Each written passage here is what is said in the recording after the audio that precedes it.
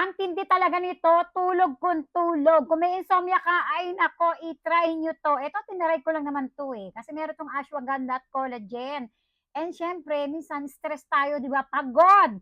Ayan, gusto ko makakatulog ng maayos sa gabi. Tinesting ko lang naman and based on my experience, to be honest, again, based sa aking katawan, 2 capsule po yung ininom ko. Ilang araw ko na siya iniinom bago matulog. Huwag niyo 'tong inumin ng umaga kasi malamang sa malamang makakatulog kayo nito. 2 capsule bago matulog, siguro mga 20 to 30 minutes at mararamdaman nyo, be, ako, ang sarap ng tulog ko dito. 6:00 na, eh, tulog pa rin ako. Talagang sulit na sulit yung pagbili ko dito. Ganito yung tsura niya, no? Nagandahan nga sa packaging niya, no? Pabulaklak.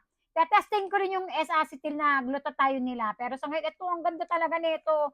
Kulay purple din siya. Ayan, ganyan siya. Oh, 'di ba? Sabi ko, okay to ah. Ang sinasabi ko sa inyo yung sa aking katawan ha, based on my experience, kung kayo ay kagaya ko na hirap mapagkatulog at gusto nyo ay pagising nyo blooming, i-try nyo to. Kaya naman pala ang dami nang nagte-take nito kasi totoo nga, nakakaantok talaga siya.